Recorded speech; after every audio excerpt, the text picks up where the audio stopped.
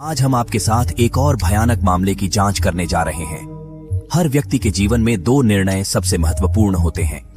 एक है उनका करियर और दूसरा है उनका जीवन साथी। अगर कोई व्यक्ति को उसका पसंदीदा करियर के साथ साथ एक मजेदार और प्यार करने वाला जीवन साथी भी मिल जाए तो उनका जीवन एक परिपूर्ण चित्र की तरह होगा। कनाडा के वैंकूवर में रहने वाली मंजीत पंगली का जीवन कुछ इसी तरह था, लेकिन उसका अंत ऐसा हुआ कि पूरे कनाडा को हिलाकर रख दिया।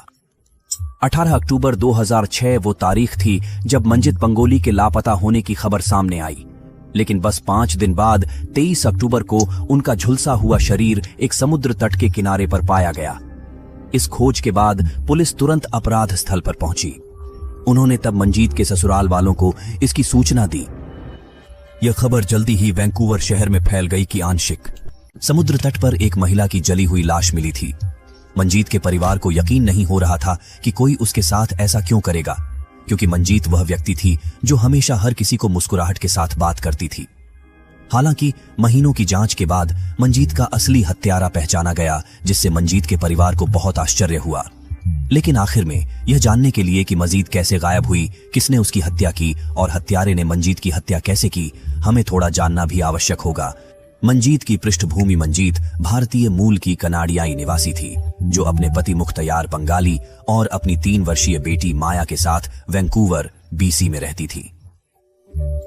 मंजीत का परिवार बेहतरीन जिंदगी की आस में कनाडा आया और वैंकूवर में अपना घर बना लिया। वे अपने परिवार और बच्चों को अच्छी खुशियां देने के लिए मेहनत करते रहे।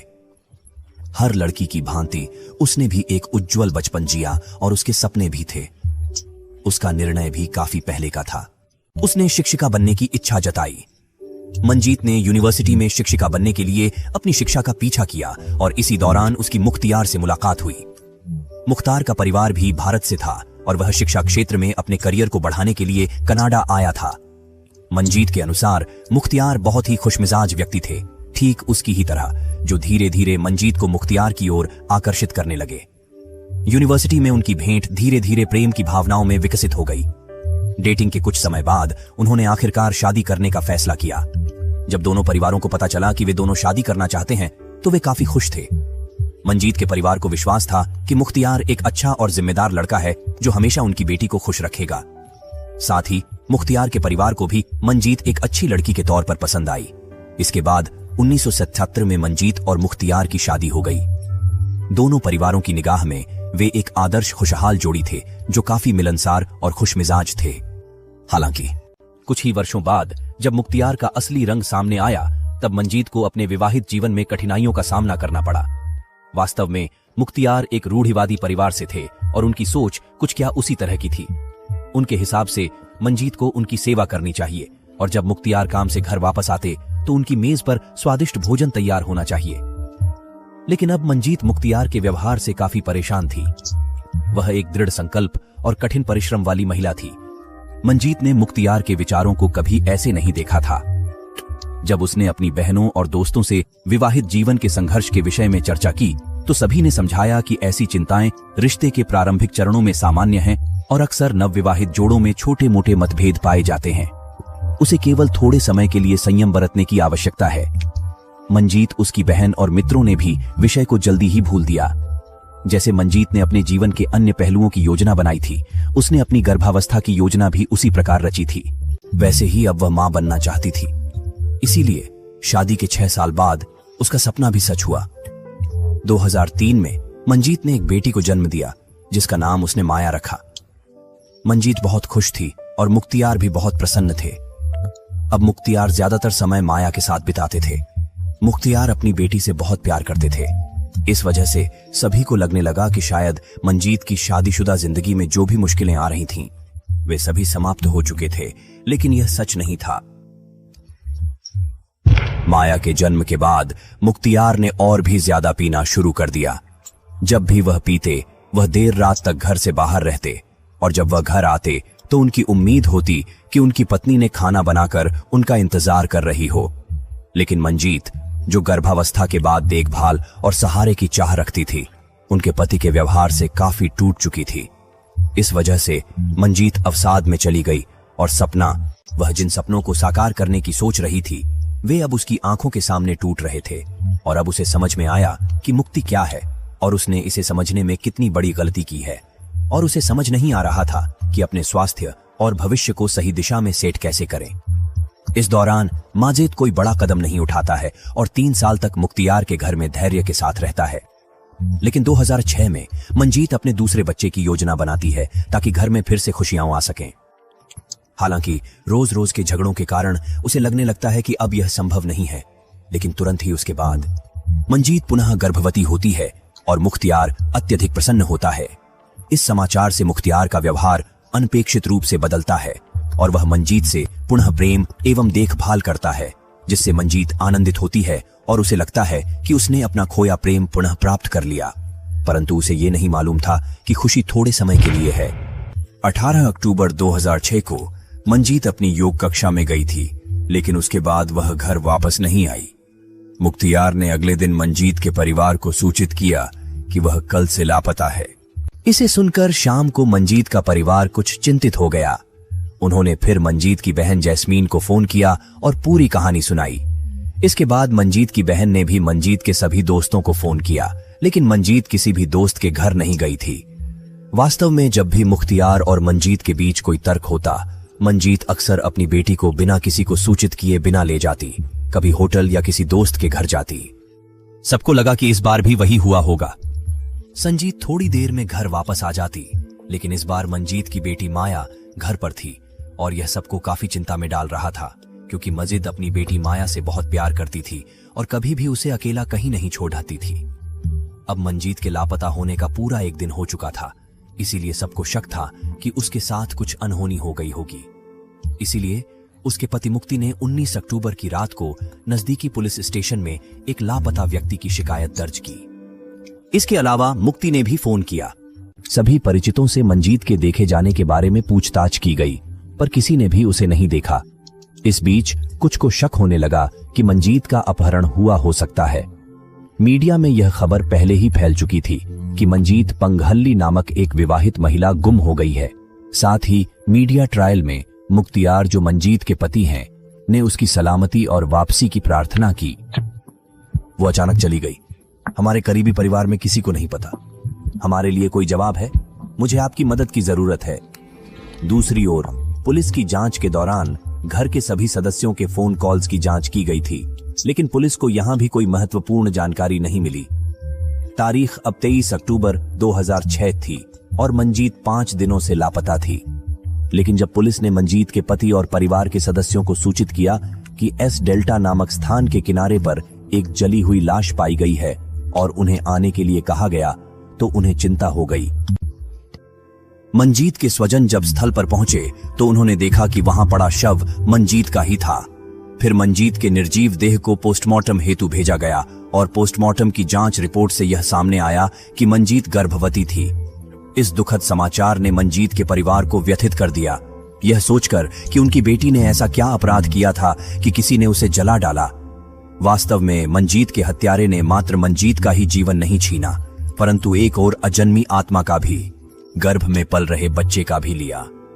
इसके अलावा पोस्टमार्टम रिपोर्ट में यह भी पता चला कि मंजीत की मौत जलने से नहीं हुई थी, बल्कि पहले हत्यारे ने मंजीत को गला घोंटा और फिर जब उसकी सांस रुक गई तो उन्होंने उसके शरीर को जलाने की कोशिश की। जांच के दौरान पुलिस ने मंजीत की गाड़ी को भी उसके मृत शरीर से थोड़ी दूर पार्क किया हुआ पाया। गाड़ी की फोरेंसिक जांच से जबरदस्ती प्रवेश या कार के अंदर किसी संघर्ष के निशान पता नहीं चले। इसके बाद पुलिस ने सबसे पहले मंजीत की पृष्ठभूमि की जांच की, लेकिन उन्होंने मंजीत के साथ दुश्मनी रखने वाले किसी भी संदिग्ध को नहीं पाया। इस कारण से पुलिस को शक हुआ कि शायद हत्यारा वह व्यक्ति था जो मंजीत को अच्छी तरह से जानता था। इसलिए अब पुलिस का सीधा संदेह मंजीत के परिवार के सदस्यों पर था। पुलिस ने पहले पूछताछ में मंजीत के पति मुख्तियार से सवाल करने का सोचा। मुख्तियार ने बताया, मंजीत पिछले साल से कॉलेज फ्रेंड टोनी के साथ लगातार टच में थीं। कभी कभार वे साथ रात्रि भोज भी करते थे।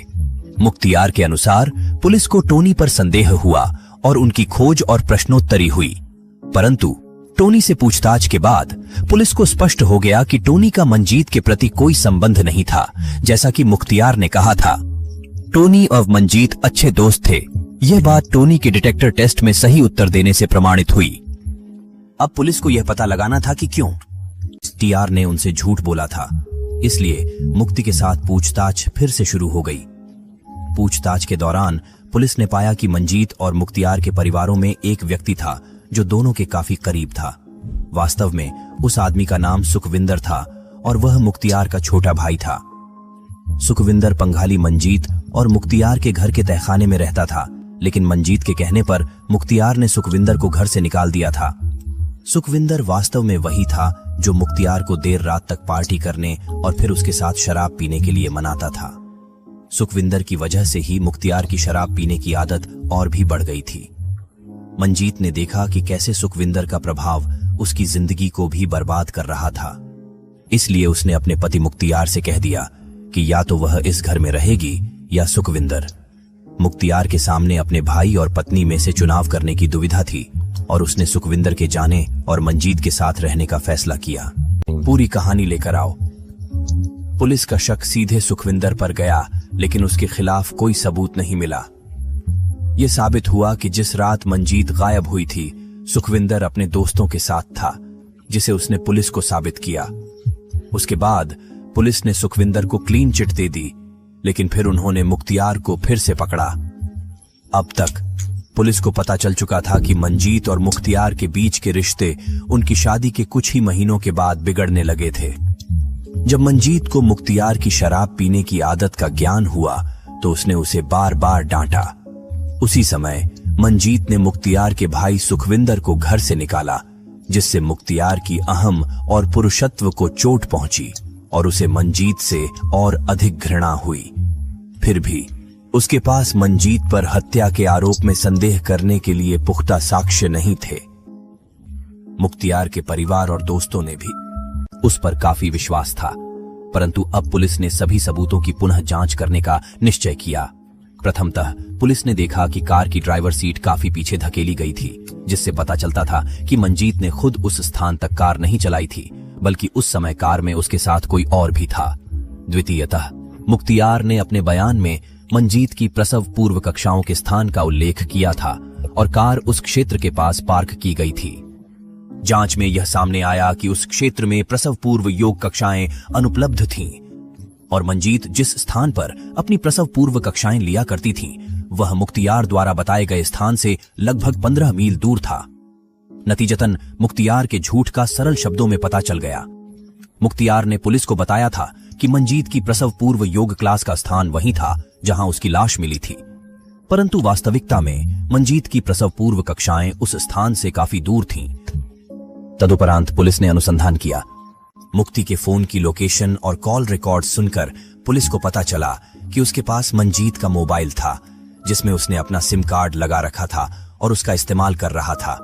इससे पुलिस को पता चला कि 18 अक्टूबर की शाम को मंजीत मुख्तियार के घर गया था, इसलिए उसके पास मंजीत का मोबाइल था। अब तक मुक्ति के द्वारा दिए गए सभी बयान झूठे साबित हो रहे थे और फिर पुलिस के हाथ में मजबूत सबूत आ गए। पुलिस को मुख्तियार के आवास के निकट स्थित पेट्रोल स्टेशन के वीडियो साक्ष्य मिले, जिसमें मुख्तियार पुराना समाचार पत्र और लाइटर खरीदते नजर आए। हालांकि मुख्तियार शराब पीता था, पर वो सिगरेट नहीं पीता था, तो वो लाइटर और पुराना अखबार क्यों खरीदेगा? यहां पुलिस की नजर में मुख्तियार मुख्य संदिग्ध बन गया, इसलिए पुलिस ने तत्काल कार्रवाई की। लगभग 6 महीने बाद 12 मार्च 2006 को मुख्तियार को उसकी पत्नी मंजीत की हत्या के मामले में गिरफ्तार किया गया। पुलिस ने मुक्ति से सख्ती से पूछताछ की। शुरुआत में उसने मंजीत की हत्या के दावे को पूरी तरह से नकार दिया, खुद को निर्दोष बताया, लेकिन कुछ समय बाद उसके हौसले टूट गए और उसने अपने अपराध को कबूल किया। अब अपराधी पकड़ा गया था, लेकिन जब मुख्तियार ने बताया कि उसने 18 अक्टूबर को अपनी गर्भवती पत्नी को निष्ठुरता से क्यों मारा, तो पुलिस सन्न रह गई। मुख्तियार ने बताया कि मंजीत की योगा कक्षा के बाद वह उसे घर ले आया, जहां दोनों के बीच झगड़ा हो गया और यह झगड़ा इतना बढ़ गया कि गुस्से में मुख्तियार ने मंजीत को घोंट कर मार डाला। फिर उसने उसके शव को दक्षिण डेल्टा के एक सुनसान समुद्र तट पर ले गया और जला दिया, ताकि पुलिस को कोई सबूत न मिले। इसके अलावा मुख्तियार ने मंजीत को मारने की इच्छा के पीछे का कारण भी बताया। मूल रूप से मुख्तियार ने मंजीत के प्रति घृणा विकसित कर ली थी। मुख्तियार का मन मंजीत के प्रति घोर नापसंदगी और नकारात्मकता से भरा हुआ था, जो मंजीत की मौत का कारण बना। यह सुनकर मंजीत और मुख्तियार के परिवार वाले और दोस्त काफी हैरान हो गए। इसके बाद नवंबर 2010 में मुख्तियार को मंजीत हत्या केस में दोषी पाया गया और उन्हें द्वितीय श्रेणी की हत्या का भी आरोप लगा। ये वह हत्या थी जिसने पूरे प्रांत में सदमे की लहरें भेज दी। पूर्व सरे के शिक्षक मुख्तार पंगाली ने अपनी गर्भवती पत्नी का गला घोंट दिया और मुख्तियार की गिरफ्तारी के तुरंत बाद उसके शरीर को जला दिया। मंजीत और मुख्तियार दोनों का मुख्तियार की 3 साल की बेटी माया की पूरी कस्टडी के लिए अदालत में मुकदमा लड़ा गया। हालांकि अंत में माया की पूरी कस्टडी मंजीत की बहन जैस्मीन बांबरा को दी गई। फिर फरवरी 2011 में मुख्तियार को आजीवन कारावास की सजा सुनाई गई। मुकदमे के फैसले के तुरंत बाद क्राउन प्रोसिक्यूटर डेनिस मरे ने घटना को इस प्रकार सुनाया। मुख्तियार ने मंजीत का खून कर दिया जैसे ही वह गर्भावस्था योग सत्र से लौटी, और उसने उसके शव को दक्षिण डेल्टा के एक सुनसान तटीय क्षेत्र में मंजीत की अपनी कार से वहां ले जाकर उसे जला दिया। उसने जितना हो सके लापता होने की शिकायत दर्ज करवाने में देर की। दिसंबर 2010 में कनाडियन पुलिस ने सार्वजनिक रूप से मंजीत की डायरी और पत्र जारी किए। इसके बाद कई मीडिया हाउसेस ने इन पत्रों की गहन समीक्षा की, जिससे यह पता चला कि मंजीत क्लिनिकली अवसादग्रस्त थीं। हालांकि वह अपने विवाहित जीवन को बचाने के लिए बहुत प्रयास कर रही थी। मीडिया हाउसेस के साथ चर्चा के दौरान मंजीत के परिवार के एक सदस्य ने बताया कि वह अपनी पहली गर्भावस्था से ही अवसाद से जूझ रही थी। मुख्तियार ने सिर्फ मंजीत की हत्या ही नहीं की, बल्कि 2 जीवन भी लिए। वह गर्भवती होकर बहुत खुश थी। यह कुछ ऐसा था जिसकी उसने लंबे समय से प्रतीक्षा की थी। इसके साथ ही मंजीत पंगाली हत्या मामला यहीं समाप्त होता है। अगर आप हमारे प्रयासों की सराहना करते हैं तो इस वीडियो को लाइक और शेयर करें। अगर आपने अभी तक सब्सक्राइब नहीं किया है तो अब करें। धन्यवाद।